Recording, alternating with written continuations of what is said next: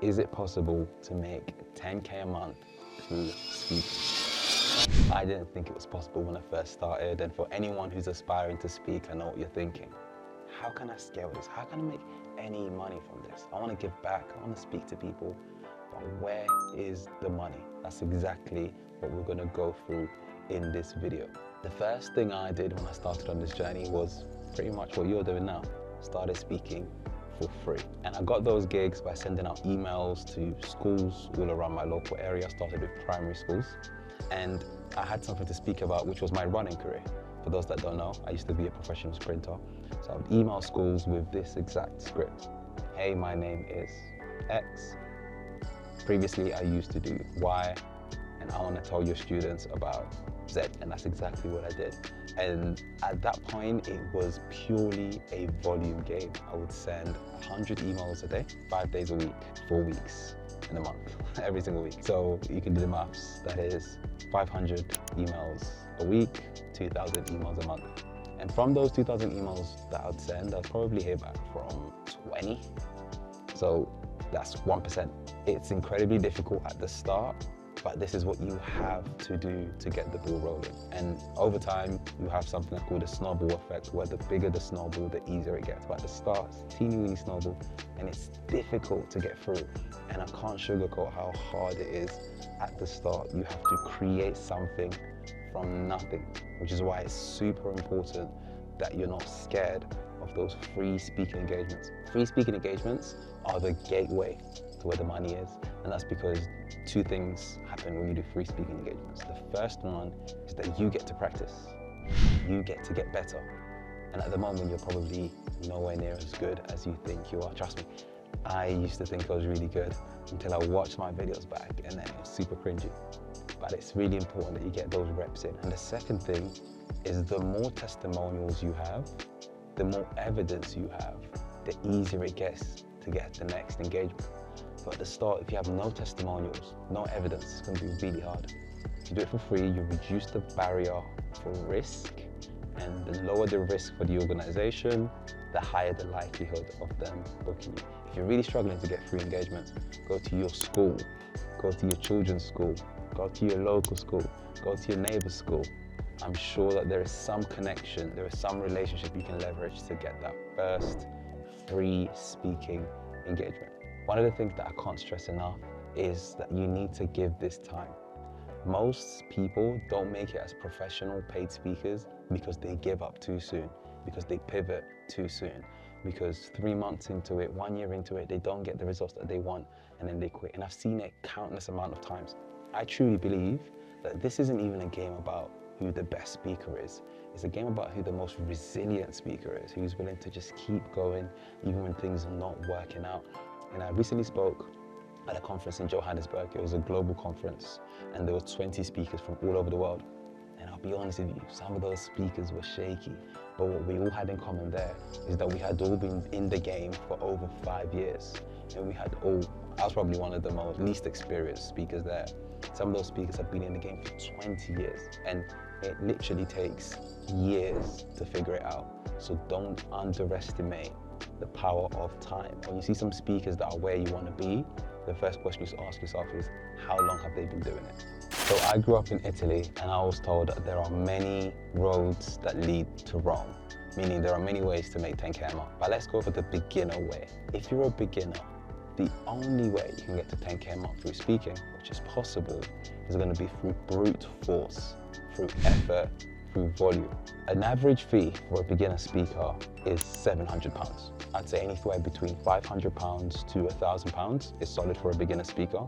So let's just average it out at £700. The simple maths is, if you do 4 talks a week at £700, you will be able to exceed 10K a month. Now, to do 4 talks a week, you need to be sending over 300 emails. You need to be sending over 200 LinkedIn messages a week.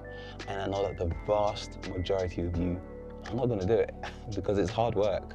I remember doing it, and I was the anomaly. Everyone thought I was crazy, but that's exactly what helped me progress. And that's if you're at the start and you want to make 10K a month through speaking, you can only do that through brute force. You don't need a team yet, but you will need some systems. And when I say systems, you're going to need technology to help you. If you're doing email marketing campaigns, which I strongly recommend as a beginner speaker, you should not, I repeat, you should not just be sending emails from your email address. Because in doing so, you have no idea if they've opened your email, how many times they've opened your email, if they clicked on your links, and you're literally just shooting in the dark, hoping to hit the target. It's probably not going to happen.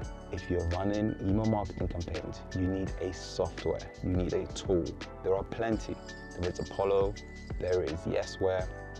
Just find one that you are comfortable with. There is MailChimp, but you 100% need an email marketing tool to help you with your email campaigns. Once you use these tools, number one, you'll be able to identify how many times people are opening your emails. That is important because I've had organizations that haven't replied to me, but they've opened my emails 15 times. That suggests that that email is getting shared or that there is interest. So I know to follow up with the organization. If no one is opening your emails, you know that the problem isn't the email, it's the subject line, because sometimes the subject line can put people off.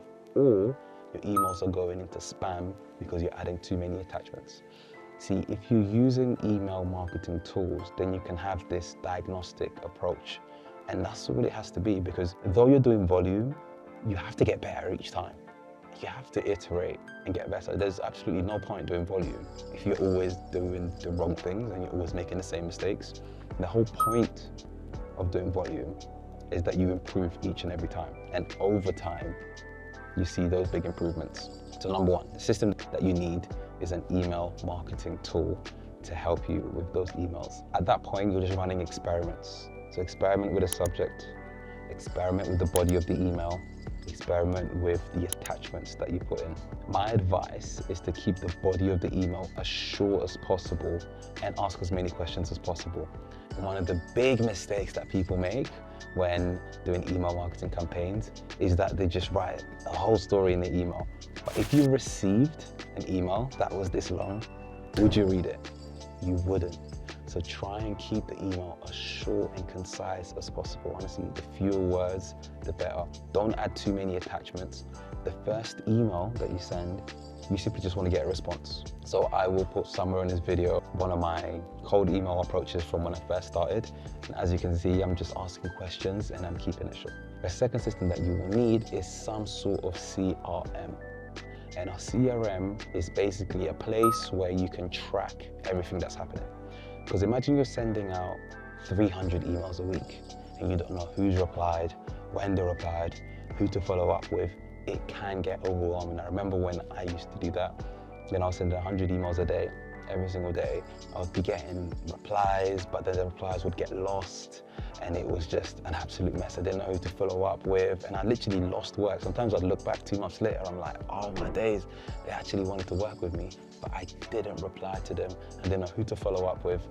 It was a shambles. So you will need a CRM that will help you have a little bit of structure towards the madness that you're going to be doing. Lastly, you need to understand that you cannot just send one email to a prospect and expect to get a reply.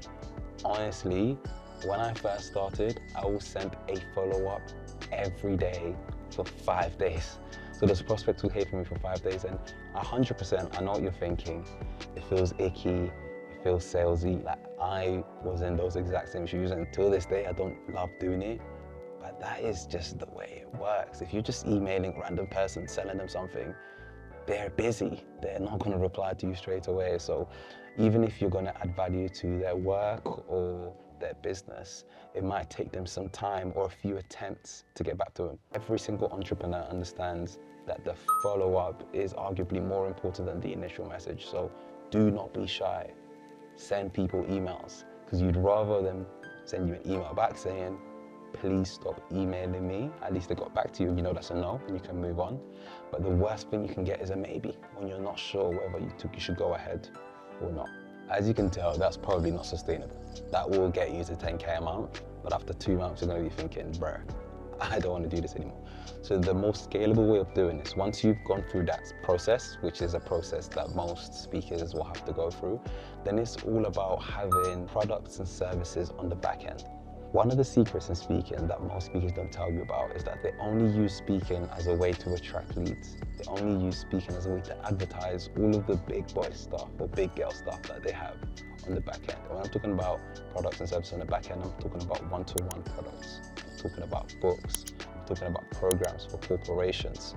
That is how you actually have a sustainable way of making money, because a normal price for a one-to-one is £1,500. And if you compare that to how much a normal price for a talk is as a beginner, £700, and a normal price for a one-to-one is £1,500, you can see that you can pretty much do half of the effort from the speaking into those one-to-ones and get to the same amount of money. Now, when you move on to the corporate programs, a normal price for a one-day corporate program is £3,000 for someone who's a beginner. As you can see, we've been able to double it once again. And imagine just going to one corporation a week, delivering a 2-hour program, and being able to exceed your £10,000 a month goals. Isn't that exactly what we are trying to do? Well, once you're working in the background, the true money in speaking is made through those products and services. In order to be successful here, you have to be crystal clear on who your ideal client persona is. Who do you want to help? And how are you going to help them? How are you going to add value? Because once you have evidence proof that you can help a person or a company, everything gets easier. It's still not easy, but it's easier. Because I have proof that I help professionals in finance get better at communicating, all I really have to do now is message a number of professionals in financial sectors on LinkedIn saying, hey, I worked with this person and these were the results. Are you looking for something similar? And more often than not, I'm going to get a response, and it's going to be a positive one. But that only happened when I was dialed in on my ideal client persona.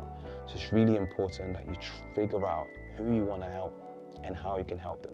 And when you think about how you can help them, try and think about how you can help them commercially, how you can help them make or save money. Because ultimately in the speaking business, that's all people really care about. So even if you are a well-being speaker, mental health speaker, try and attach those outcomes to how companies or people can save money, because ultimately that's what's going to give you the income. An important note here is that if your purpose is to help people, you can still do that. In fact, once you're earning 10K a month by doing minimum work, it will allow you time to go into the places that you want to speak at. You can do that for free or for a fraction of the price. So I still speak in schools every single month, and I'd either do it for free or do it for a fraction of the price, and I will always do that. But I've just built a machine that allows me the time to be able to do the things that I want to do.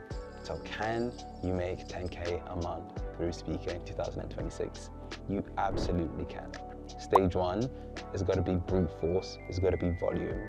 Charge anything between £500 to £1,000 and aim for 4 gigs a week.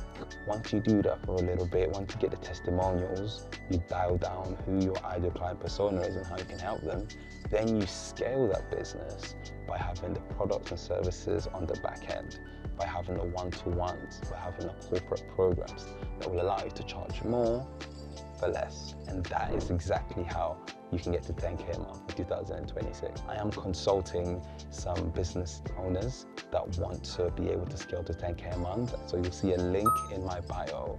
If you want to have a conversation and you would like some guidance in doing that, I'd be more than happy to help.